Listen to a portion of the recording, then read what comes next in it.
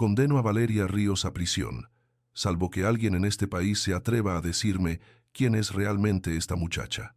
Valeria Ríos llegó al tribunal como una acusada sin dinero, sin familia poderosa y sin nadie dispuesto a creer en su palabra. Frente a ella estaban los Luján, una familia capaz de convertir una mentira en sentencia y una sentencia en verdad oficial. Mateo Luján, el único que había dudado en silencio, observaba cómo la mujer que había juzgado durante meses estaba a punto de perderlo todo. Pero antes de que el mazo cayera, una llamada desde el despacho del presidente detuvo la condena y abrió una pregunta que nadie en aquella sala quería responder. ¿Quién era realmente Valeria? La sala principal del Tribunal Central estaba llena mucho antes de que el juez Esteban Montoro ocupara su asiento.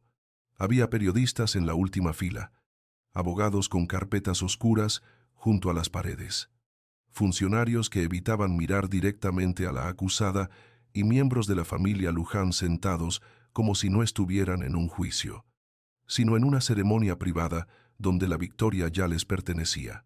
Valeria Ríos permanecía de pie junto a su defensora de oficio, con las manos enlazadas frente al cuerpo y un pequeño colgante de plata escondido entre los dedos. Su vestido azul oscuro estaba limpio, pero gastado en los puños. No llevaba joyas, no llevaba maquillaje visible, no llevaba nada que pudiera protegerla de aquellas miradas. Beatriz Luján, impecable con un traje color marfil, inclinó apenas el rostro y susurró lo bastante alto para que Valeria la oyera. Las niñas pobres deberían aprender cuándo bajar la cabeza. Valeria no respondió, solo apretó el colgante hasta sentir el borde clavarse en la palma. Mateo Luján estaba sentado 2 filas detrás de su madre, con la mandíbula tensa y los ojos fijos en Valeria. Durante 3 meses había escuchado que aquella muchacha era una oportunista, que había robado documentos del archivo privado de la Fundación Esperanza, que había exigido dinero a cambio de no entregar a la prensa papeles manipulados. Lo había escuchado de su madre, de los abogados de la familia, de directores financieros que hablaban con voz limpia y manos sucias. Pero allí, al verla tan sola, algo no encajaba. Valeria no miraba a los fotógrafos, no buscaba compasión, no lloraba para convencer a nadie. Parecía más bien una persona acostumbrada a perder antes de que comenzara la pelea. Cuando el fiscal terminó su exposición y dijo, la acusada actuó movida por resentimiento social y ambición económica, Mateo sintió una incomodidad seca en el pecho. Valeria levantó la vista por primera vez y contestó con voz firme, no robé nada. Lo que ustedes llaman robo era la única prueba de que mi padre no murió mintiendo. Un murmullo atravesó la sala, rápido y venenoso. El juez Montoro golpeó la mesa con el mazo y ordenó silencio. Pero su mano tembló, apenas al escuchar la palabra padre. Valeria notó ese temblor. También lo notó Mateo. La defensora de oficio intentó intervenir, diciendo que la referencia al padre de su clienta debía constar en acta. Pero Montoro la cortó de inmediato. Este tribunal no está aquí para juzgar fantasmas del pasado, sino delitos presentes. Beatriz sonrió sin enseñar los dientes. A su lado, su abogado principal cerró una carpeta como quien da por terminado un asunto menor. Valeria respiró hondo y dio un paso adelante, aunque su abogada le tocó el brazo para detenerla. Mi padre era fiscal, dijo ella, y esta vez su voz llegó hasta la última fila. Investigaba la Fundación Esperanza antes de morir. Beatriz dejó de sonreír. Mateo giró lentamente hacia su madre, esperando una reacción, una negación. Cualquier gesto que le explicara por qué aquella frase había enfriado el aire de la sala. Pero Beatriz no lo miró. El juez Montoro inclinó el cuerpo hacia adelante. Su rostro, redondo y severo, recuperó la máscara de autoridad que llevaba años perfeccionando. Señorita Ríos, ya se le advirtió que no podía convertir esta audiencia en un teatro de acusaciones sin pruebas. Valeria tragó saliva. La humillación no le era nueva, pero esa frase le abrió una herida antigua. Recordó a su padre guardando documentos en una caja metálica. Recordó a su madre cerrando cortinas durante años. Recordó los cambios de colegio, los nombres falsos, las noches en pensiones donde nadie preguntaba de dónde venían. Había sobrevivido callando, y ahora su silencio era usado como prueba contra ella. No tengo poder para fabricar pruebas, respondió. Ellos sí. El abogado de los Luján se levantó con una risa breve y dijo: lo que tiene es una imaginación peligrosa y una necesidad evidente de dinero. Entonces Mateo habló sin planearlo, y si la escuchamos hasta el final, todas las miradas cayeron sobre él, incluida la de su madre. Beatriz no se movió, pero su voz llegó a Mateo como una orden baja: siéntate y no vuelvas a intervenir. Aquellas palabras lo devolvieron a su infancia, a los comedores enormes donde el apellido pesaba más que cualquier verdad. Mateo se sentó, pero ya no pudo recuperar la calma. Valeria lo miró apenas un segundo. No había gratitud en sus ojos, solo desconfianza. Para ella, Mateo seguía siendo un Luján, un hombre criado entre mármol y abogados, alguien que dudaba cuando otros sangraban. Esa mirada le dolió más de lo que esperaba. El juez pidió los últimos alegatos, pero todo parecía decidido. La defensora de Valeria habló de inconsistencias, de registros alterados, de una cadena de custodia dudosa. Nadie la escuchó con verdadera atención. El fiscal repitió que los documentos habían sido encontrados en la habitación alquilada de Valeria, dentro de una caja escondida bajo la cama. Valeria cerró los ojos. Esa caja había pertenecido a su padre. No era un escondite, era una tumba pequeña. Cuando llegó el momento de la sentencia, la sala quedó tan quieta que se oyó el zumbido de las luces del techo. El juez Montoro acomodó sus papeles con una lentitud calculada. Tras valorar las pruebas presentadas, este tribunal considera acreditado que la acusada, Valeria Ríos, sustrajo información confidencial de la Fundación Esperanza con intención de obtener beneficio económico y dañar la reputación de una institución de interés público. Valeria sintió que las palabras le golpeaban el cuerpo antes de llegar a su significado. Institución de interés público. Así llamaban al lugar que había usado donaciones para comprar silencio, así llamaban al apellido que había destruido a su padre. No, susurró ella. Su abogada le apretó la mano. Pero Valeria ya estaba mirando a Beatriz. Usted sabe lo que hizo. Beatriz alzó la barbilla y contestó con frialdad. Lo único que sé es que tu familia siempre quiso vivir de la nuestra. Mateo se puso de pie otra vez. Esta vez no fue impulso, sino una necesidad desesperada de impedir que algo irreversible sucediera. Malva, basta. Beatriz giró la cabeza lentamente. No sabes de qué estás hablando. Él bajó la voz, pero la sala entera lo oyó. Entonces, explícame por qué tiemblas cada vez que ella menciona a su padre. El juez golpeó el mazo con fuerza. Señor Luján, una intervención más, y ordenaré que lo retiren de la sala. Mateo miró a Montoro y vio algo que nunca había querido ver en un juez: miedo. No irritación, no autoridad ofendida, sino miedo verdadero, escondido detrás de la prisa. Valeria también lo vio.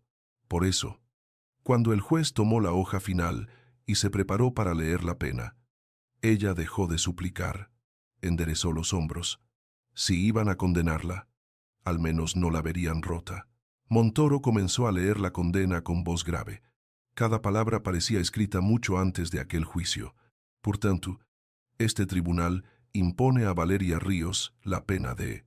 En ese instante, la puerta lateral se abrió con tanta brusquedad que uno de los funcionarios derribó una carpeta al suelo. Una secretaria del tribunal entró pálida, sosteniendo un teléfono institucional contra el pecho. El juez frunció el ceño, irritado por la interrupción. Ahora no. La mujer tragó saliva y se acercó al estrado. Señoría, es urgente. Montoro bajó la voz, pero no pudo ocultar su enojo. Nada es más urgente que una sentencia. La secretaría miró a Valeria, luego a Beatriz, y finalmente dijo una frase que apagó todos los murmullos. Llaman desde el despacho del presidente. Ordenan suspender la lectura de la sentencia de inmediato. Nadie se movió. Durante un segundo, la sala pareció quedar fuera del tiempo. Los periodistas levantaron la cabeza como animales que olfatean sangre. El abogado de los Luján se puso de pie con el rostro desencajado. Esto es inadmisible. Ningún despacho político puede interferir en una resolución judicial. La secretaría, todavía temblando, añadió: no hablan de interferencia, señor. Hablan de un expediente protegido y de una posible manipulación procesal. Montoro se quedó inmóvil. La palabra protegido le quitó color al rostro. Beatriz, por primera vez, perdió el control de su expresión. Sus dedos se cerraron sobre el bolso hasta deformar el cuero.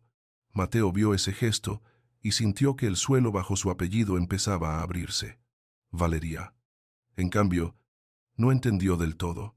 Solo oyó la palabra expediente y sintió que el colgante en su mano pesaba como si acabara de despertar después de muchos años. El juez pidió desalojar parcialmente la sala, pero los periodistas ya estaban enviando mensajes. Los abogados murmuraban entre dientes y la familia Luján parecía dividida entre la furia y el pánico. Montoro tomó el teléfono con la espalda rígida. No puso la llamada en altavoz, pero todos vieron cómo su rostro cambiaba mientras escuchaba. Sí, señor secretario, entiendo, no tenía conocimiento de ese código. Sí, la acusada está presente. Sus ojos se clavaron en Valeria con una mezcla de odio y temor. Comprendo. Suspenderé la diligencia. Cuando colgó, el silencio era más brutal que cualquier grito. El juez tardó varios segundos en hablar. Este tribunal suspende la lectura de la sentencia hasta nueva revisión del expediente. El abogado de Beatriz protestó, pero Montoro lo cortó sin mirarlo. He dicho que se suspende. Valeria sintió que sus rodillas casi cedían. No era libertad. Todavía no, pero era la primera vez en años que una puerta no se cerraba sobre ella. Beatriz se levantó antes de que nadie la autorizara. Caminó hacia la salida con elegancia forzada, pero al pasar junto a Valeria, se detuvo apenas un instante. Su perfume caro invadió el aire. No confundas una llamada con justicia, murmuró. Las llamadas se terminan. Las familias como la mía permanecen. Valeria la miró sin bajar la cabeza. El miedo seguía allí, vivo, pero algo en ella había cambiado. Mi padre también pensó que ustedes permanecerían para siempre, respondió en voz baja. Por eso dejó pruebas. Beatriz palideció. Mateo escuchó la frase y comprendió que ya no estaba ante un caso de chantaje, sino ante una historia enterrada bajo su propia casa. Quiso acercarse a Valeria, decirle que necesitaba saber, que quizás podía ayudarla, pero ella retrocedió antes de que él hablara. No me sigas. Mateo. Él se detuvo. Valeria. Yo no sabía. Ella lo interrumpió, con una calma dolorosa. Ese siempre ha sido el lujo de los Luján. No saber mientras otros pagan el precio. La policía judicial escoltó a Valeria fuera de la sala por un pasillo lateral. No como una mujer absuelta, sino como una acusada cuya condena había sido aplazada por una fuerza que nadie se atrevía a nombrar. Detrás, los flashes golpeaban las puertas cerradas y los titulares comenzaban a escribirse solos. Mateo permaneció en el centro de la sala vacía, mirando el banco donde Valeria había estado a punto de escuchar su destino. Su madre se había ido sin esperarlo, por primera vez en su vida. Aquel abandono no le pareció una ofensa, sino una confesión. En el suelo, cerca de la mesa de la defensa, algo brilló. Mateo se agachó y encontró una pequeña pieza de metal desprendida del colgante de Valeria. Tenía grabados varios números casi borrados y una inicial R. No sabía qué significaban, pero al cerrar la mano alrededor de aquella pieza, sintió una certeza terrible. La sentencia de Valeria se había detenido. Sí, pero la condena de los Luján acababa de empezar. La noticia no tardó ni 10 minutos en romper la ciudad. Antes de que Valeria saliera por la puerta lateral del tribunal, los teléfonos de los periodistas ya habían convertido su nombre en una pregunta nacional. Unos titulares la llamaban La acusada protegida por una llamada presidencial. Otros insinuaban que era una impostora, capaz de fabricar una conspiración para escapar de la cárcel. Valeria caminaba entre dos agentes judiciales con el rostro rígido. No por orgullo, sino porque si permitía que una sola emoción saliera, todas las demás la destruirían. Su abogada de oficio, Clara Benítez, intentaba alcanzarla con una carpeta apretada contra el pecho y repetía: Valeria, escúchame, esto cambia todo. Tenemos que solicitar acceso al expediente protegido. Pero Valeria seguía avanzando. Había aprendido que cuando el poder se detenía un segundo, no era para hacer justicia, sino para preparar un golpe más limpio. En la calle, una mujer le gritó mentirosa. Un hombre le tomó una foto a medio metro del rostro, y Valeria solo pensó en una cosa: el colgante de su padre ya no estaba completo. Mateo Luján no salió por la entrada principal. Lo hizo por el pasillo de funcionarios. Con la pequeña pieza metálica, escondida en el bolsillo interior de su chaqueta, como si llevara una prueba de un crimen cometido por su propia sangre. Había llamado 3 veces a su madre, pero Beatriz no contestó. Eso lo inquietó más que cualquier grito. Su madre podía fingir calma. Podía ordenar a un abogado que negara lo evidente. Podía sonreír frente a una cámara mientras el suelo ardía bajo sus pies. Pero nunca dejaba una llamada de Mateo sin respuesta. Cuando llegó al aparcamiento privado del tribunal, la encontró dentro del coche, hablando con su abogado principal. «Quiero una nota oficial antes de las 6», decía ella. «Insistan en que la familia Luján respeta la independencia judicial y que la señorita Ríos intenta politizar un caso penal ordinario». Mateo abrió la puerta sin pedir permiso. «¿Ordinario?», preguntó con una frialdad nueva. Beatriz cortó la llamada lentamente y lo miró como si él hubiera olvidado las reglas básicas de la sangre. «No hagas preguntas en lugares donde otros puedan escucharte». Esa frase confirmó más que cualquier confesión. Mateo subió al coche, pero no cerró la puerta. Hoy casi condenan a una mujer antes de revisar un expediente que, según el despacho presidencial, estaba protegido. El juez se puso pálido cuando escuchó el nombre de su padre. «Tú también». Beatriz sostuvo su mirada. Impecable, incluso en el miedo. «Lo que viste fue una maniobra desesperada de una delincuente. Las personas como Valeria aprenden pronto a usar la lástima como arma». Mateo sacó la pieza metálica del bolsillo y la abrió en la palma. Esto cayó de su colgante. Tiene una inicial y unos números. ¿Te suenan? Por primera vez. Beatriz perdió la paciencia de verdad. Le arrebató la pieza, pero Mateo cerró la mano antes de que pudiera tocarla.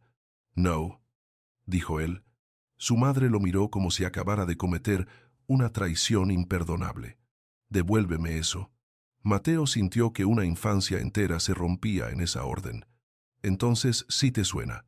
Valeria pasó la tarde en el pequeño despacho de Clara Benítez, una oficina estrecha sobre una gestoría, con paredes llenas de expedientes y una cafetera que hacía más ruido que café.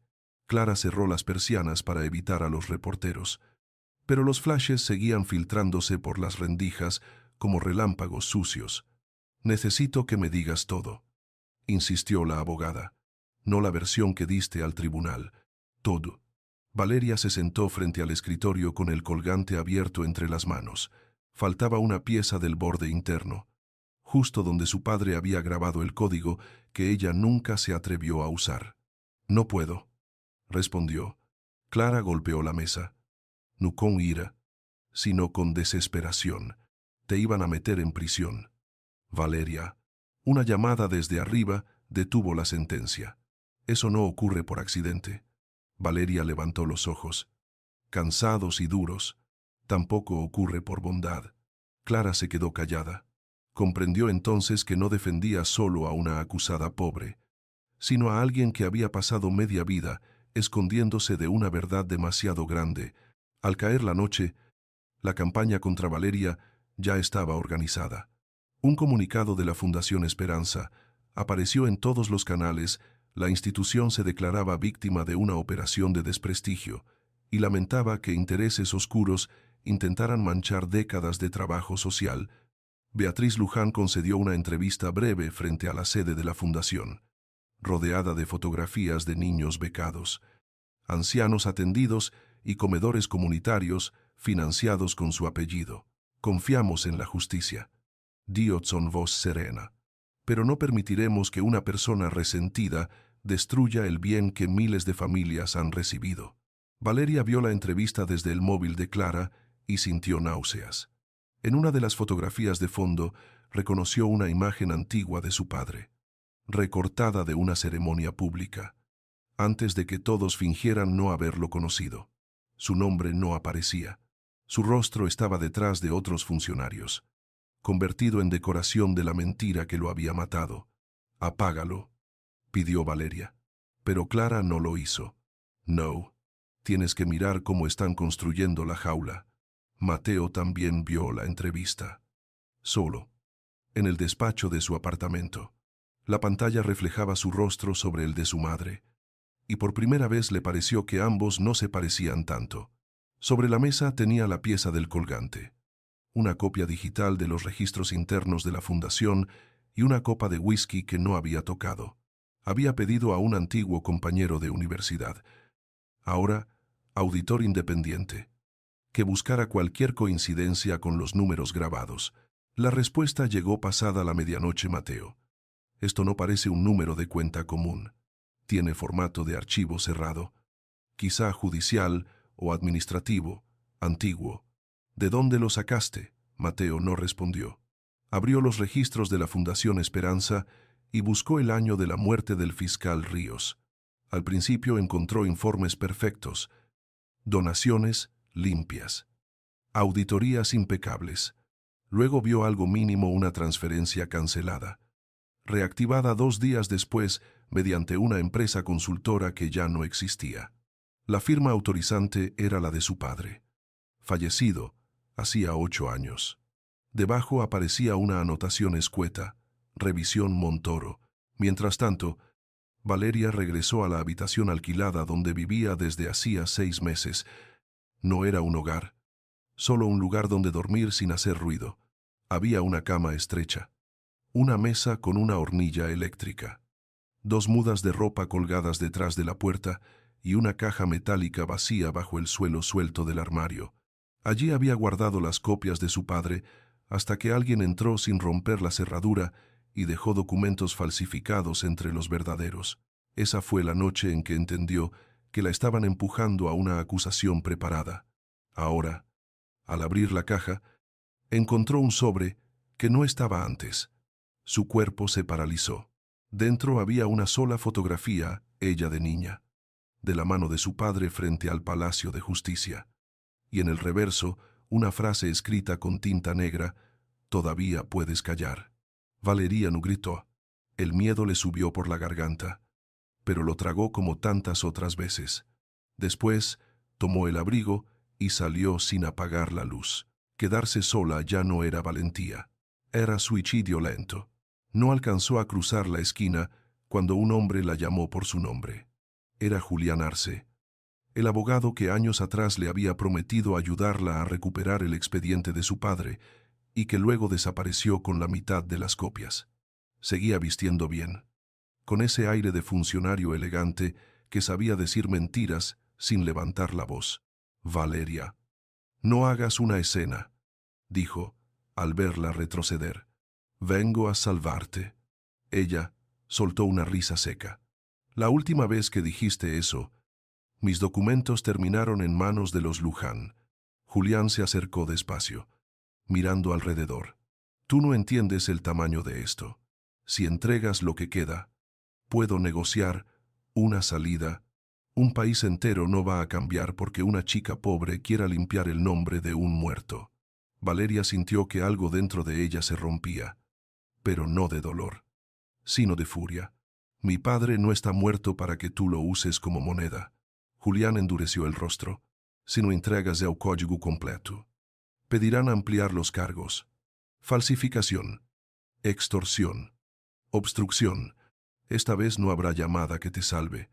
Mateo llegó justo cuando Julián intentó sujetar a Valeria del brazo.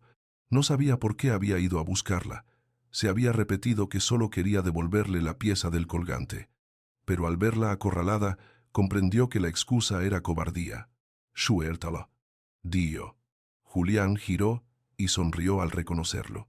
El heredero Luján jugando al héroe. ¡Qué conmovedor! Valeria arrancó su brazo de un tirón y se apartó de ambos. «No necesito que nadie de esa familia me defienda». Mateo aceptó el golpe sin responderlo. Sacó la pieza metálica y la extendió hacia ella. Esto cayó en el tribunal. «Vine a devolvértelo». Valeria miró la pieza, luego su rostro, y el mundo pareció estrecharse alrededor de una verdad insoportable. «¿La abriste?» Mateo no mintió. «La miré». Ella le arrebató el fragmento con los ojos llenos de una decepción fría. «Claro, no podías evitarlo. Los Luján siempre toman primero y preguntan después». Julián aprovechó el silencio para alejarse. Pero antes murmuró: «Piensa bien, Valeria. La próxima vez no vendré solo». La calle quedó vacía, salvo por el ruido lejano del tráfico y una sirena que cruzaba la ciudad sin detenerse. Mateo quiso seguir a Julián, pero Valeria lo detuvo con una frase: «Si lo persigues, mañana dirán que lo amenacé usando al hijo de Beatriz Luján». Mateo cerró los puños. Tenía razón, y esa certeza lo avergonzó. «Valeria, encontré una anotación con el nombre de Montoro en archivos de la fundación». Ella levantó la vista, alerta pese a la rabia. «¿Qué archivos?» Mateo dudó apenas un segundo. Y ese segundo bastó para condenarlo ante ella. «Copié algunos documentos relacionados con tu caso». El silencio que siguió fue más duro que un insulto. Valeria retrocedió un paso. «Me robaste pruebas. Quería entender qué estaba pasando». «No. Querías decidir si mi verdad merecía ser creída». Mateo sintió que aquella frase le hacía más daño, porque era justa. Había pasado meses juzgándola desde la comodidad de la duda, y ahora pretendía que su culpa pareciera ayuda. Valeria volvió al despacho de Clara antes del amanecer. No contó todo, pero entregó la pieza recuperada del colgante y permitió que la abogada fotografiara los números completos. Clara los miró durante largo rato. Luego buscó en una base de datos jurídica restringida a la que aún tenía acceso por un antiguo convenio universitario. No encontró el expediente, pero encontró una referencia borrada a medias Ríos Salvatierra. Protección especial. Archivo sellado por seguridad institucional. Valeria se quedó inmóvil al ver el apellido completo de su padre en la pantalla. Durante años había pensado que el Estado los había abandonado por completo. Quizá no había sido abandono. Quizá alguien había escondido el expediente tan profundamente que terminó enterrando también a la niña que debía proteger. Clara habló con voz baja. «Valeria, esto no prueba tu inocencia todavía, pero prueba que alguien mintió cuando dijo que no existías en ningún registro protegido». Valeria cerró los ojos. «No loru». Solo apoyó la frente contra sus manos y susurró: «Entonces mi padre no estaba loco». Al otro lado de la ciudad, Mateo entró en la casa familiar sin avisar. Eran casi las 6 de la mañana y Beatriz lo esperaba en el salón principal, como si hubiera sabido todo el tiempo que su hijo acabaría volviendo con preguntas. Sobre la mesa había una carpeta cerrada y 2 tazas de café intactas. «¿Has estado con ella?», dijo Beatriz. No era una pregunta. Mateo dejó el abrigo sobre una silla. «He estado con la verdad, o al menos con la parte que tú me escondiste». Beatriz respiró hondo, cansada de pronto, más vieja bajo la luz gris del amanecer. «La verdad no es una joya limpia, Mateo. A veces es barro, y quien mete las manos en ella no sale puro». Él se acercó a la mesa. «¿Qué pasó con el fiscal Ríos?». Su madre sostuvo su mirada durante varios segundos. Después abrió la carpeta y mostró una fotografía de Valeria niña, la misma que alguien había dejado en su habitación. «Pasó que su padre quiso destruirnos», dijo, «y ahora su hija cree que puede terminar lo que él empezó». Mateo sintió que el aire desaparecía de sus pulmones, no porque su madre hubiera confesado un crimen directo, sino porque hablaba de una familia destruida como si fuera un problema administrativo. ¿Quién dejó esta foto en su habitación?, preguntó. Beatriz no respondió. Esa omisión fue peor que cualquier respuesta. Mateo dio un paso atrás, horrorizado por la distancia que acababa de abrirse entre ellos. Beatriz se levantó y su voz se volvió más suave, casi maternal. Hijo, todo lo que hice fue para proteger este apellido. Un día entenderás que hay vidas que se sacrifican para que muchas otras sigan en pie. Mateo la miró como si la viera por primera vez. No me pidas que llame sacrificio a lo que otros pagaron con su sangre. Beatriz cerró la carpeta con violencia. Entonces, elige bien. Porque si sigues caminando, no solo perderás tu herencia, perderás tu familia. Mateo pensó en Valeria diciéndole que no sabía mientras otros pagaban el precio. Y por primera vez, supo que no saber ya no era una excusa, sino una decisión. A las 9 de la mañana, Valeria entró por segunda vez al edificio judicial. Pero esta vez no había cámaras en la puerta principal ni gritos de desconocidos acusándola de mentir. La audiencia había sido trasladada a una sala reservada, sin público, sin prensa y con la excusa oficial de proteger información sensible para Valeria. Aquella privacidad no era protección, sino una habitación cerrada donde podían romperla sin testigos. Clara caminaba a su lado con la carpeta apretada contra el pecho, repitiendo en voz baja que no respondiera a provocaciones, que dejara constancia de cada irregularidad y que no entregara el colgante a nadie sin una orden formal. Valeria asentía, pero su mente estaba en otro lugar en la fotografía dejada en su habitación, en Julián Arce apareciendo de la nada, en Mateo, confesando que había copiado documentos sin pedir permiso. Cuando llegaron a la puerta, Clara le tocó el brazo y dijo, «No estás sola». Valeria miró el pasillo vacío y respondió, con una calma triste, «Eso lo decidirán los hechos, no las palabras». Dentro de la sala ya estaban el juez Montoro, 2 funcionarios, el fiscal, el abogado de los Luján y un representante del ministerio que parecía más incómodo que neutral. Beatriz no debía estar allí, pero ocupaba una silla junto a su abogado con el permiso silencioso de todos. Mateo apareció unos minutos después, y su presencia cambió el aire. No llevaba el traje perfecto del heredero obediente, sino una camisa oscura, el rostro cansado y una carpeta sin el escudo de la familia. Beatriz no lo miró, pero su mano se cerró sobre el borde de la mesa. Montoro abrió la audiencia con tono seco. Esta diligencia tiene como único propósito verificar la supuesta existencia de un expediente protegido relacionado con la acusada. Clara corrigió de inmediato. No supuesta. Señoría, hay una referencia administrativa vinculada al padre de mi clienta. El juez la fulminó con los ojos.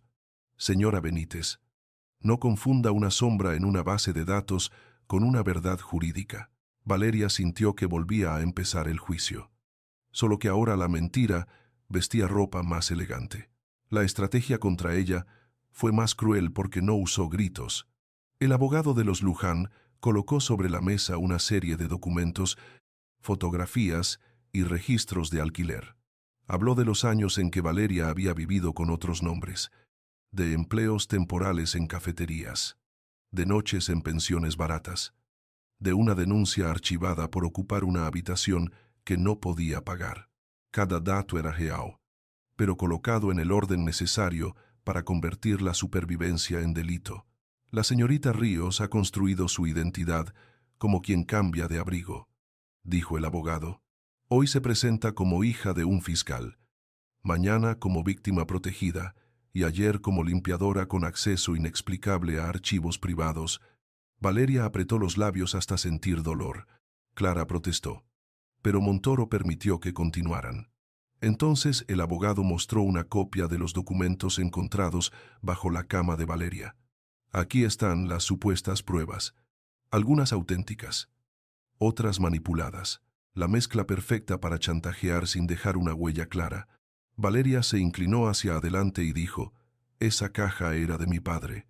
Alguien la abrió antes que la policía». Montoro preguntó con frialdad, «¿Tiene pruebas de eso?» Ella bajó la mirada. Esa era la trampa. Siempre pedían pruebas después de robárselas.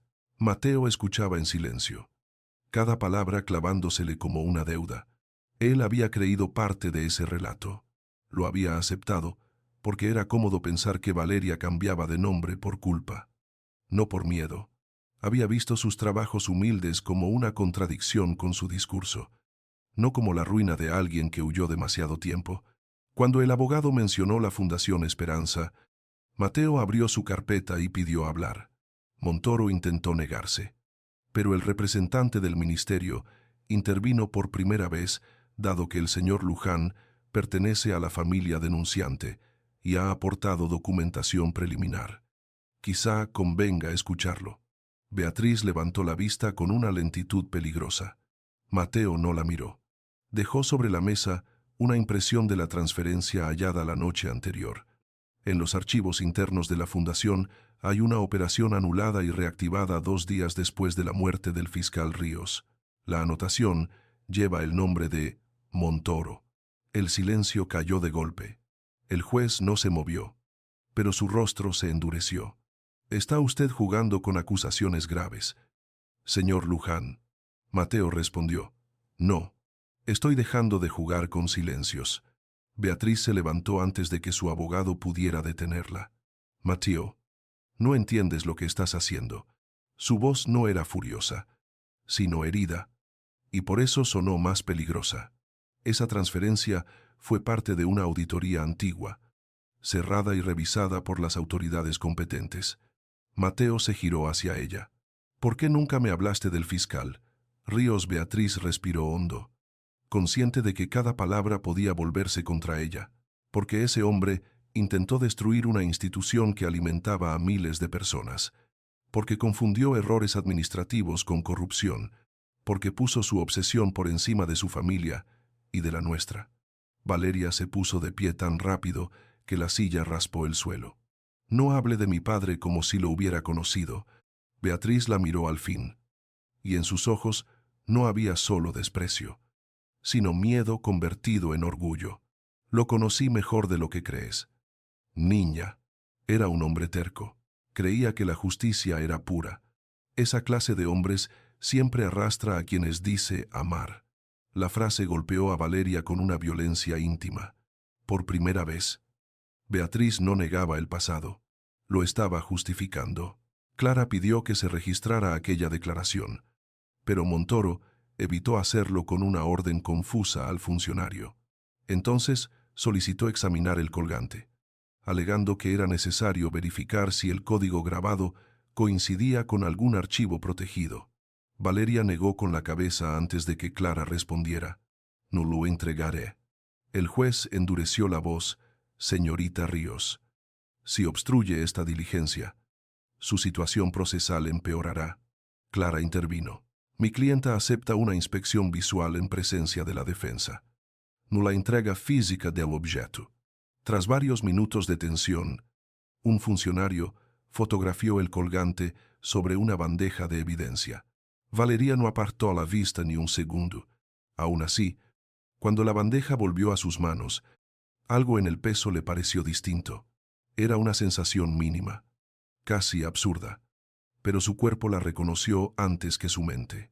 Abrió el colgante y vio que el fragmento interno con el código completo estaba liso, sin números, sin inicial, sin la marca de su padre.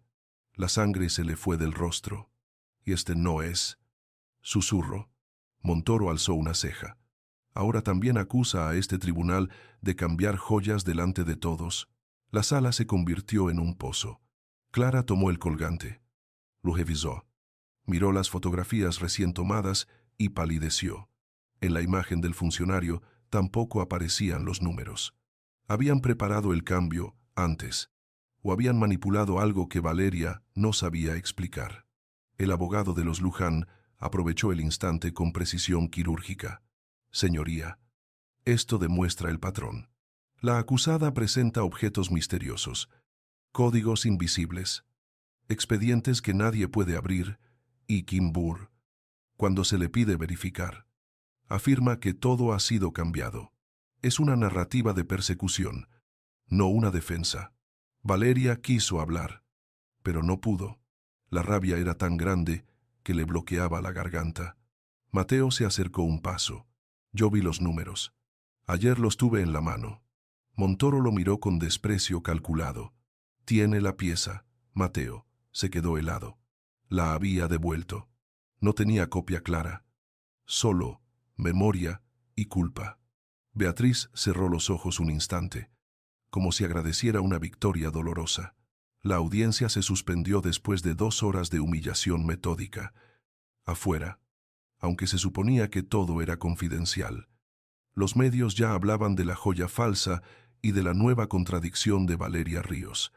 Alguien filtraba cada golpe antes de que la sangre secara. Valeria salió por un pasillo lateral, pero esta vez no caminó erguida. Clara la siguió hasta una escalera de servicio, y allí, lejos de los funcionarios, Valeria se apoyó contra la pared. Lo cambiaron. Dio, no como acusación, sino como quien mira caer la última viga de una casa incendiada. Clara respondió, entonces encontraremos cómo. Valeria negó despacio. No entiendes. Ese código era lo único que mi padre me dejó sin que pudieran tocarlo. Y ahora también lo tocaron. Mateo apareció al final del pasillo. Clara quiso detenerlo, pero Valeria levantó la mano. Él se acercó con el rostro devastado. Te juro que vi los números. Valeria lo miró con ojos secos. Tus juramentos llegan siempre después de la pérdida. Él no supo defenderse, porque era verdad. Esa enoja. Mateo volvió a enfrentarse a su madre en la casa familiar. La encontró en la biblioteca, rodeada de retratos de hombres Luján que habían fundado empresas, financiado campañas y comprado respeto con donaciones públicas. Beatriz estaba sola, sirviéndose una copa que no bebió. Hoy cambiaste el colgante, dijo Mateo. Ella soltó una risa sin alegría. No me atribuyas poderes de maga. La muchacha está desesperada y tú estás enamorándote de su tragedia. Mateo dio un golpe sobre la mesa. No uses esa palabra para distraerme. Beatriz lo miró con una tristeza dura. ¿Quieres una verdad? Sí. ¿Hubo pagos? Sí. ¿Hubo informes suavizados? Sí. ¿Hubo favores? La fundación creció demasiado rápido y tu padre aceptó dinero de gente que no debía. Pero si el fiscal Ríos hubiera hecho público todo, miles de becas se habrían hundido. Cientos de trabajadores habrían perdido su empleo y tu padre habría muerto de vergüenza antes de enfermar. Mateo sintió asco. No solo por ella, sino por la parte de él que entendía el miedo. Y por eso murió Ríos. Beatriz apretó la copa hasta que sus dedos se pusieron blancos. Yo no ordené matar a nadie. La forma en que lo dijo dejó abierta una puerta peor. Valeria no durmió. Volvió al cuarto de su infancia en la única memoria que todavía no podían confiscarle. Vio a su padre arrodillado frente a ella, colocando el colgante en sus manos pequeñas. Si un día todos dicen que mentí, no le grit, le había dicho. Busca a quien todavía tenga miedo de escuchar la verdad. Durante años creyó que esa frase hablaba de valentía. Ahora entendía que hablaba de una persona concreta. Al amanecer, llamó a Clara y le pidió revisar una lista de antiguos funcionarios del caso, entre nombres muertos, jubilados o ascendidos.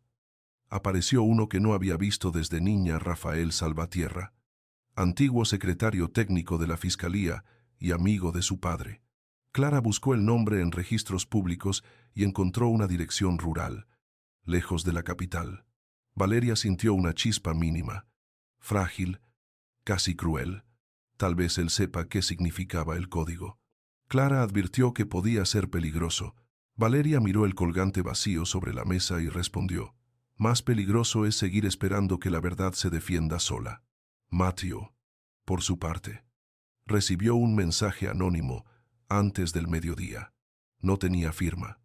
Solo una imagen borrosa del colgante original sobre una mesa de madera y una frase breve: si quieres salvarla, deja de preguntarle a tu madre y revisa a tu padre. La fotografía mostraba los números completos que él recordaba. Pero al ampliar la imagen, vio algo más. Junto al colgante aparecía una carpeta antigua con el sello de la Fundación Esperanza. y la misma anotación que había encontrado en los archivos internos Revisión Montoro. Comprendió entonces que el pasado no estaba dividido entre buenos y malos de forma cómoda. Su madre había protegido la mentira. Montoro la había cerrado con autoridad judicial, pero su padre quizá había firmado el primer movimiento. Mateo se sentó en el suelo de su despacho, rodeado de documentos, y por primera vez dejó de preguntarse si Valeria decía la verdad. La pregunta real era cuántas personas de su familia habían vivido gracias a que la verdad de ella fue enterrada. Valeria y Clara viajaron al amanecer hacia un pueblo seco y silencioso a 2 horas de la capital, donde las casas parecían guardar secretos detrás de persianas siempre cerradas. Rafael Salvatierra vivía al final de una carretera estrecha, en una vivienda baja rodeada de olivos, sin placa en la puerta y con una cámara antigua apuntando al camino. Cuando Clara llamó, «Nadie», respondió durante casi un minuto. Después se abrió una rendija y apareció un hombre de cabello blanco, espalda encorvada y ojos demasiado despiertos para alguien que fingía ser solo un jubilado.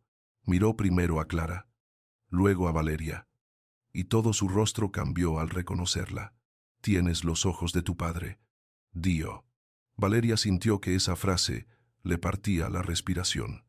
Durante años, el mundo había pronunciado el nombre de su padre como una carga, una sospecha o una amenaza. Nadie lo había dicho con ternura. Ella sacó el colgante vacío y lo puso sobre la palma. «Me quitaron el código». Rafael observó la joya sin tocarla. «No, niña, te quitaron la parte que querían ver. Tu padre nunca habría puesto toda la verdad en un solo lugar, dentro de la casa». Rafael cerró 2 pestillos, desconectó un teléfono fijo y pidió a Clara que dejara el móvil dentro de una lata metálica. No lo hizo con dramatismo, sino con la rutina de quien había sobrevivido demasiados años desconfiando. En una habitación pequeña, detrás de una estantería de libros viejos, guardaba una caja ignífuga con copias en papel, cintas digitales antiguas y una libreta de tapas verdes. «Tu padre sabía que lo estaban vigilando», explicó. «El código del colgante no abría el expediente. Solo identificaba a la persona autorizada para reclamarlo. La llave real estaba dividida entre 3 custodios». Valeria se quedó inmóvil. 3 Rafael asintió con dolor. 1 era yo. Otro murió antes de declarar. El tercero trabajaba en la Fundación Esperanza. Clara preguntó el nombre, pero Rafael miró a Valeria antes de responder Álvaro Luján. El apellido cayó como una piedra dentro de la habitación. Valeria retrocedió. «El padre de Mateo». Rafael no la contradijo. Al principio ayudó a ocultar dinero. Después entendió que la fundación era una máquina de favores. Quiso entregar documentos, pero murió enfermo antes de firmar la declaración final. Mientras Rafael abría la libreta verde, Mateo estaba en el despacho de su padre, una estancia que Beatriz había mantenido intacta como un santuario familiar.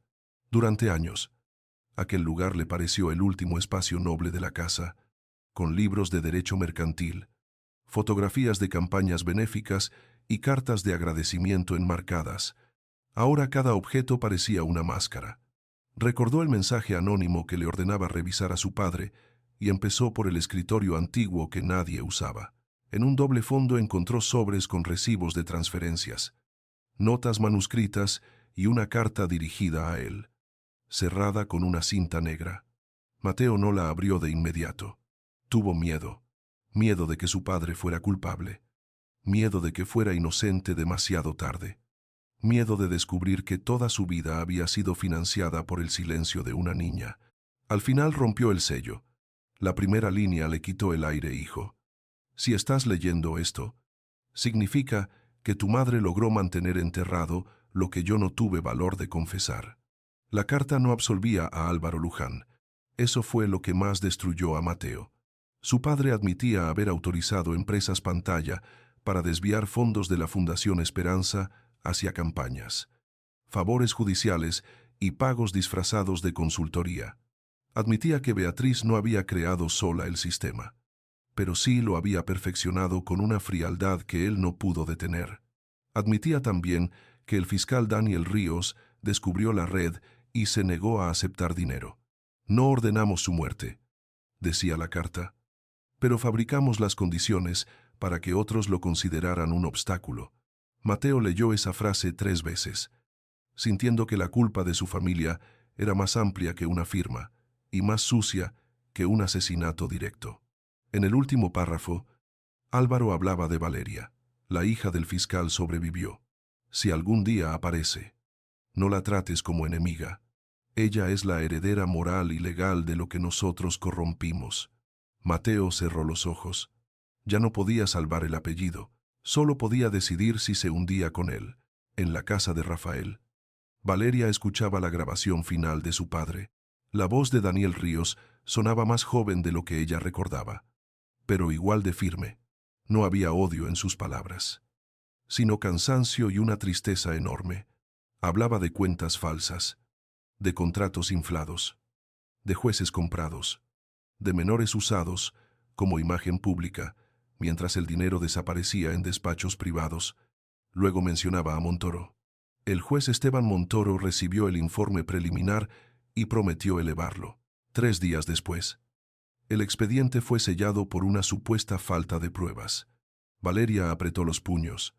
Clara, a su lado, iba tomando notas con una precisión temblorosa. Rafael detuvo la grabación antes del final. Hay más, pero si entregamos esto mal, lo destruirán como destruyeron lo demás. Valeria miró la caja llena de papeles. Entonces lo entregaremos a quien no pueda fingir que nunca existió. Rafael sostuvo su mirada. Por eso llamaron desde el despacho del presidente. Tu expediente de protección seguía activo. Aunque enterrado, alguien allí vio tu nombre en la sentencia y entendió que el sistema estaba a punto de condenar a su propia testigo. La conexión llegó esa misma tarde. Clara recibió una llamada de una fiscal especial asignada de urgencia al caso. No prometió milagros. No habló con frases grandiosas, pero pidió una reunión inmediata en un edificio administrativo lejos del tribunal de Montoro. Valeria aceptó con una condición. Rafael debía entrar con ellas y la entrega de pruebas debía quedar registrada por duplicado. La fiscal aceptó. Cuando llegaron, Mateo ya estaba allí, sentado en una sala blanca, con la carta de su padre, los registros internos de la fundación y un disco duro sobre la mesa. Valeria se detuvo en la puerta. La rabia le subió primero. Luego, la desconfianza. Luego, algo peor. La intuición de que él por fin traía una verdad capaz de dolerle a ambos. Mateo se puso de pie, pero no se acercó. No vengo a pedirte que me creas. Dio. Vengo a darte algo que debí buscar antes. Valeria miró el disco duro. ¿Y qué esperas a cambio? Él bajó la mirada. Nada. Ni perdón. Ni confianza. Ni una palabra amable. Solo que mi familia no pueda seguir usando mi silencio como escudo. La reunión duró 4 horas. Las piezas empezaron a encajar con una precisión insoportable. El código del colgante coincidía con la referencia de protección especial de Valeria. La libreta de Rafael contenía fechas que correspondían con pagos registrados en los archivos internos de la Fundación Esperanza. La carta de Álvaro Luján reconocía la existencia de empresas pantalla. La grabación de Daniel Ríos señalaba a Montoro como la autoridad que había cerrado el expediente original, y el disco duro de Mateo incluía correos de Beatriz presionando para neutralizar jurídicamente cualquier reaparición de la hija del fiscal. Cuando la fiscal especial terminó de revisar el material preliminar, no sonrió. Nadie podía sonreír ante tantos años de daño. Solo dijo: mañana solicitaremos la suspensión formal del procedimiento contra Valeria Ríos, la apertura de investigación contra Montoro y medidas cautelares sobre la Fundación Esperanza. Valeria sintió que el cuerpo le pesaba de golpe. La justicia, cuando llegaba tarde, no entraba como un rayo. Entraba como una puerta oxidada que costaba empujar. Beatriz intentó impedirlo antes de que amaneciera. Llamó a ministros retirados, a antiguos donantes, a directores de periódicos y a 2 magistrados que todavía le debían favores. Pero algo había cambiado. La llamada presidencial había hecho visible el expediente, y una vez visible, Tocarlo quemaba. A las 8 de la mañana. Varios medios recibieron filtraciones contradictorias desde el entorno de los Luján, acusando a Mateo de actuar por resentimiento familiar y a Valeria de manipular a un heredero vulnerable. A las 9. La Fiscalía Especial emitió una nota breve, confirmando la revisión del caso por posibles irregularidades graves. A las 10. Beatriz convocó a la Junta Extraordinaria de la Fundación para declarar que todo era una campaña política. Mateo entró en la sala cuando ella ya estaba hablando ante accionistas, patronos y asesores. Beatriz se interrumpió al verlo. «No tienes derecho a estar aquí». Mateo avanzó hasta la mesa principal y dejó una copia certificada de los documentos frente a todos.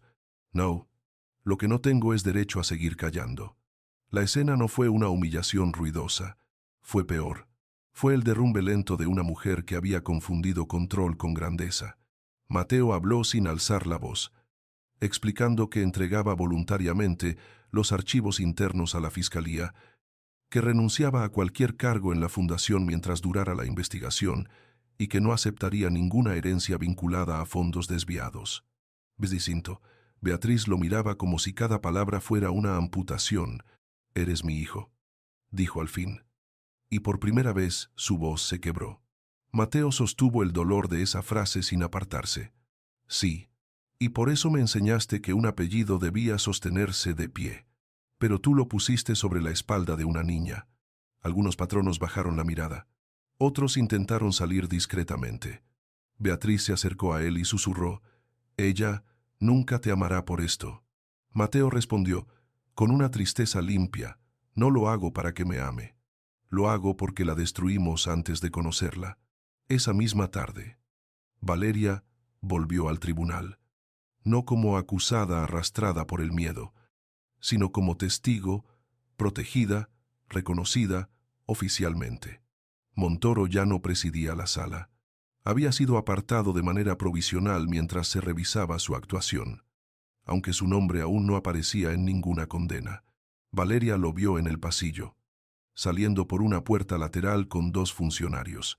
El juez evitó mirarla, pero ella se detuvo. «Señoría», dijo. Montoro se quedó quieto. Clara le tocó el brazo, temiendo que aquella confrontación complicara todo. Pero Valeria no gritó. «Mi padre tenía razón. Usted no le tuvo miedo a una mentira, le tuvo miedo a escucharlo». Montoro apretó la mandíbula y siguió caminando. No hubo confesión. No hubo escena perfecta. No hubo justicia completa. Pero por primera vez, él caminaba hacia una investigación y ella hacia una sala donde su nombre ya no era tratado como una mancha. La audiencia de revisión fue breve, pero cada palabra reparó una parte pequeña de lo que le habían quitado. La fiscal especial explicó que existían indicios suficientes de manipulación probatoria, conflicto de interés, filtraciones indebidas y ocultamiento de un expediente de protección. La causa penal contra Valeria quedaba suspendida hasta nueva resolución.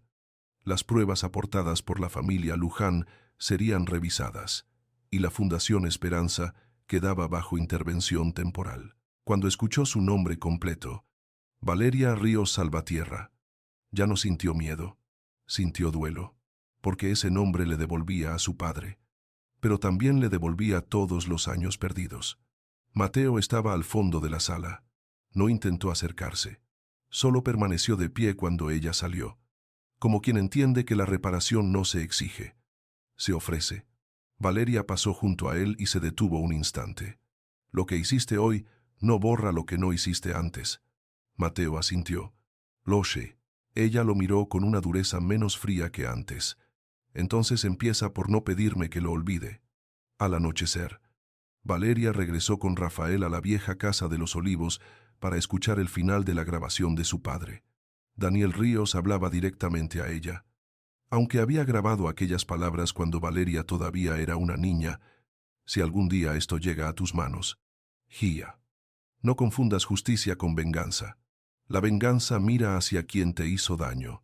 La justicia mira hacia quienes todavía pueden salvarse». Valeria lloró entonces, sin ruido, con una mano sobre el colgante vacío y la otra sobre la libreta verde.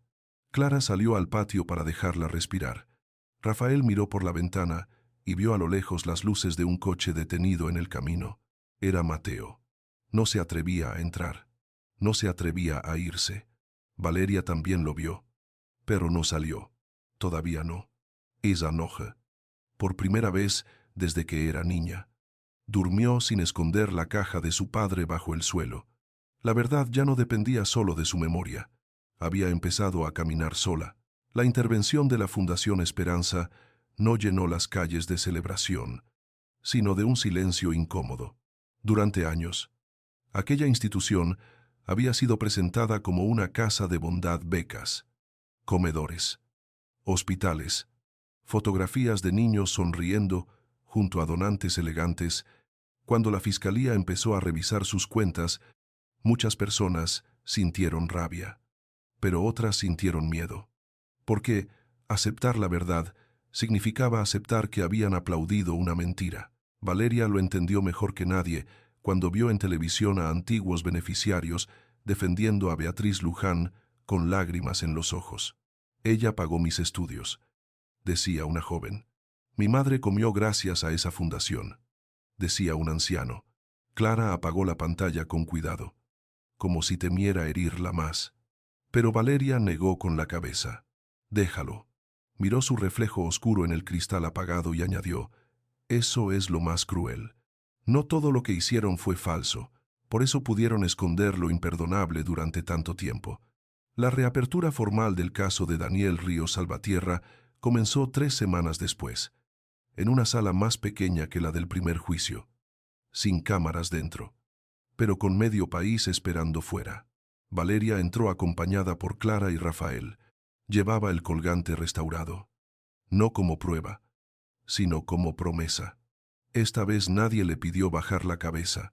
La fiscal especial expuso los nuevos hallazgos con una sobriedad que dolía más que cualquier discurso, transferencias desviadas, contratos inflados, firmas encubiertas, comunicaciones entre Beatriz, Julián Arce y funcionarios cercanos a Montoro.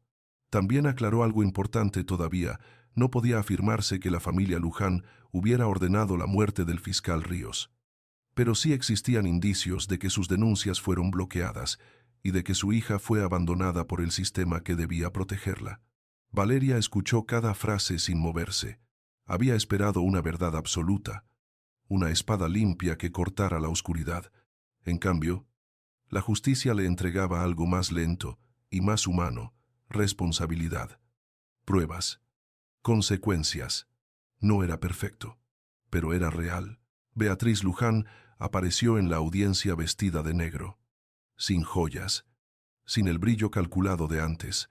Sus abogados la rodeaban, pero por primera vez no parecía una reina entrando en territorio propio, sino una mujer obligada a caminar por un suelo que ya no obedecía sus pasos. Cuando la fiscal leyó fragmentos de correos donde Beatriz hablaba de contener a la hija del fiscal y cerrar cualquier vía de legitimación pública, la sala entera sintió cómo aquellas palabras arrancaban la máscara filantrópica de la familia. Beatriz no lloró, ni siquiera bajó la mirada. Solo cuando mencionaron a Mateo como colaborador voluntario de la investigación, sus dedos temblaron sobre la mesa. Después de la sesión, Valeria la encontró en el pasillo. No fue un encuentro buscado, pero ambas se detuvieron. Beatriz habló primero, con una voz seca. ¿Estás satisfecha? Valeria la miró durante largo rato. No. Mi padre sigue muerto. Mi madre murió escondiéndose.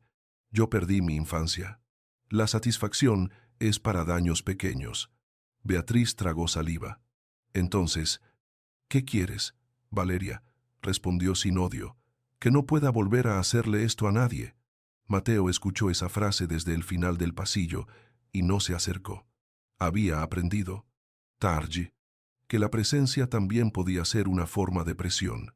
Desde que entregó los archivos, vivía en un apartamento pequeño alquilado con su propio dinero, lejos de la mansión familiar y de los abogados que antes resolvían su vida antes de que él sintiera las consecuencias. Renunció públicamente a su cargo en la fundación y solicitó que cualquier beneficio heredado de fondos irregulares fuera bloqueado hasta la resolución judicial. La prensa lo llamó traidor, héroe, oportunista y enamorado culpable. Según el canal y la hora, nada de eso importaba. Lo que lo despertaba por las noches no eran los titulares, sino una pregunta simple: ¿cuántas veces había visto señales de la verdad y había preferido mirar hacia otro lado? Una tarde, Clara le permitió dejar una carpeta para Valeria. No contenía disculpas largas ni promesas románticas, solo documentos propiedades de la fundación adquiridas con fondos dudosos, nombres de empresas vinculadas y una nota breve. No te pido que confíes en mí. Te entrego lo que todavía puedo reparar. Valeria tardó 2 días en abrir esa carpeta, no porque no le importara, sino porque temía encontrar en cada página una nueva forma de dolor. Rafael se sentó frente a ella mientras revisaba los documentos. El viejo exfuncionario ya no se escondía tanto, aunque seguía mirando por la ventana antes de dormir. «¿Tu padre habría querido usar esto para reconstruir?», dijo. Valeria soltó una risa amarga. «Mi padre también creía que decir la verdad bastaba». Rafael negó despacio. «No, tu padre sabía que la verdad sola no basta. Por eso la dejó en manos de personas. El problema es que muchas fallamos». Aquella confesión le pesó. Rafael también cargaba culpa por haber sobrevivido, por no buscarla antes, por haber protegido un expediente, mientras la niña real crecía entre nombres prestados. Valeria no lo absolvió con palabras bonitas. Solo puso su mano sobre la libreta verde y dijo: «Entonces, ayudemos a otros antes de que tengan que aprender a esconderse». La idea nació sin ceremonia. Una parte de los fondos recuperados de la Fundación Esperanza, bajo supervisión judicial, debía destinarse a reparar daños sociales. Valeria propuso crear un centro independiente para testigos vulnerables, víctimas de manipulación judicial y familias sin recursos atrapadas entre abogados caros y verdades imposibles de probar. Clara aceptó dirigir el área legal durante el primer año. Rafael ofreció sus archivos y contactos. La fiscal especial no prometió facilidades, pero dijo que era una propuesta viable si se mantenía fuera del control de los Luján. Cuando le preguntaron a Valeria qué nombre quería darle, ella no eligió el de su padre. Todos esperaban que lo hiciera, pero ella miró el colgante y respondió: «Casa Salvatierra». Clara sonrió apenas.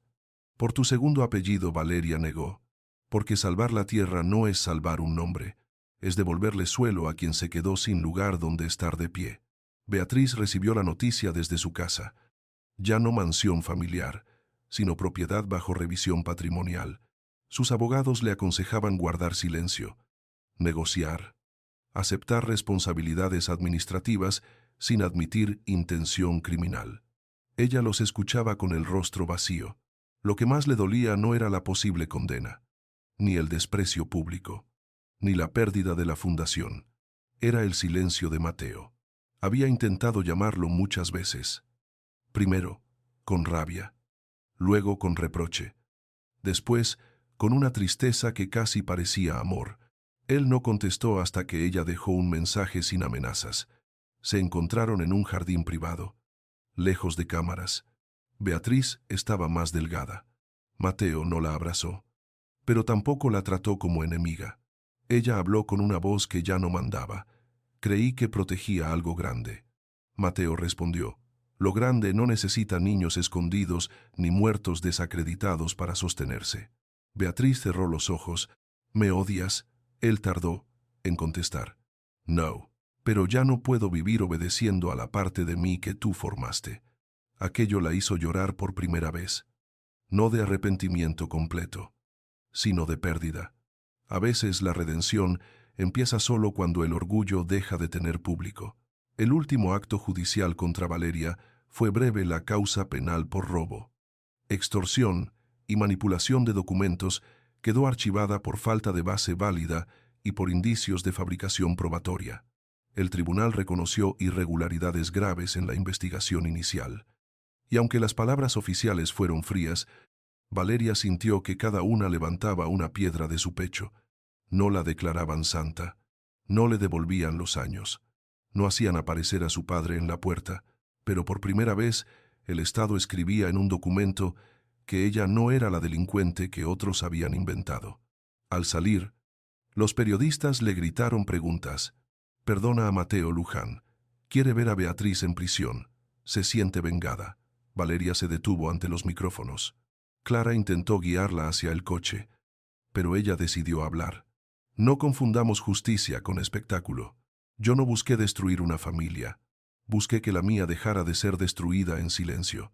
Luego se marchó, dejando a los periodistas con una frase menos cómoda de lo que esperaban. Mateo la esperó semanas antes de pedir verla. No lo hizo con flores, ni con una escena dramática, sino con una carta enviada a través de Clara.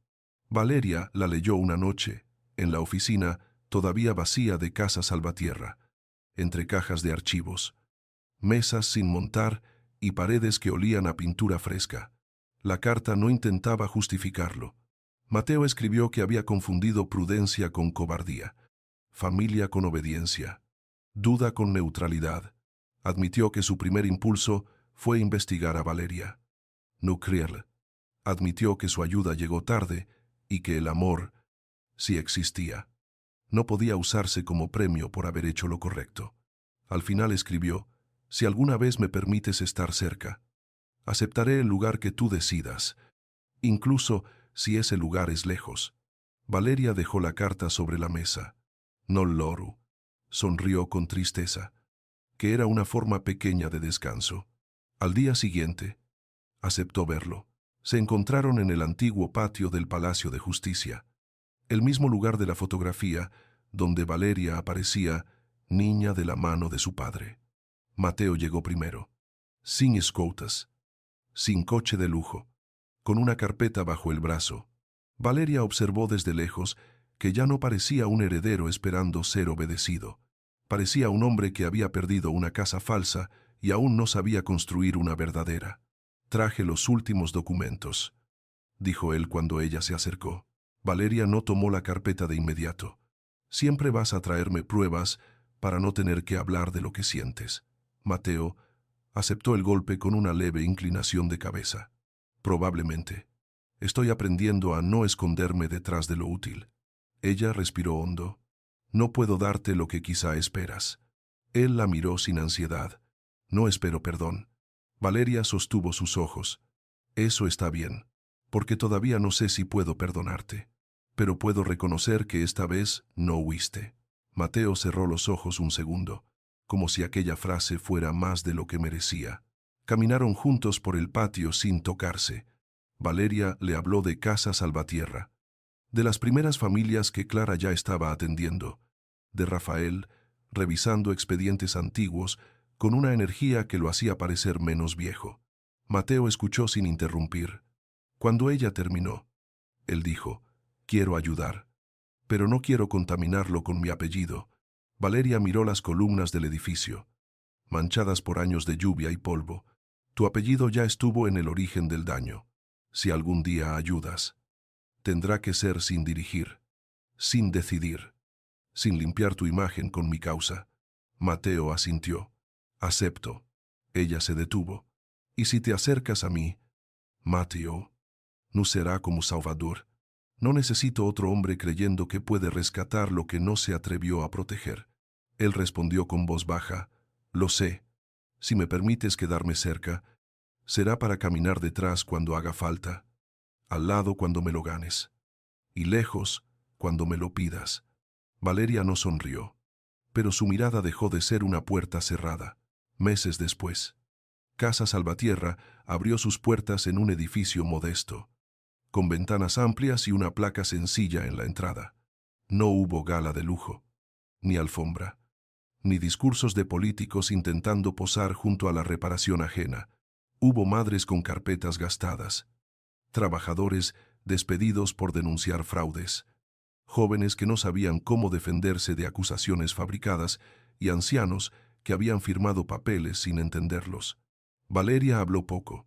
Dijo que aquel lugar no prometía milagros, pero sí algo que a ella le había faltado durante demasiado tiempo: alguien dispuesto a escuchar antes de condenar. Rafael, sentado en primera fila, lloró sin ocultarlo. Clara le apretó la mano. Mateo permaneció al fondo, ayudando a ordenar sillas después de que todos se fueran.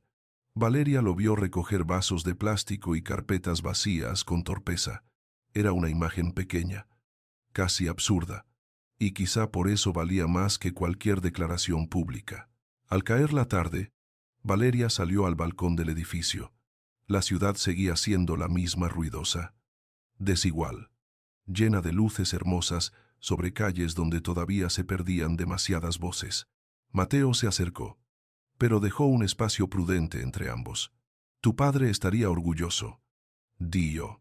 Valeria miró el colgante en su mano. Durante años lo había sentido como una cadena. Ahora pesaba distinto. «Mi padre quería justicia», respondió. «Yo creo que estoy aprendiendo a querer vida después de la justicia». Mateo no dijo nada. Esa vez entendió que el silencio podía ser respeto.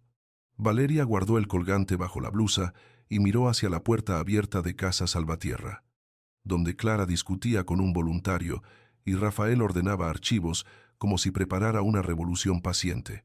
La niña pobre que un juez quiso condenar ya no existía como ellos la habían nombrado. En su lugar quedaba una mujer que no había sido salvada por una llamada, sino por una verdad que sobrevivió al miedo, por las pruebas de un padre muerto, por la culpa convertida en acción y por su propia decisión de no arrodillarse. Y cuando la noche empezó a caer, Valeria Ríos Salvatierra entró de nuevo al edificio, no para esconderse, sino para abrir la puerta a quienes todavía esperaban que alguien se atreviera a creerles.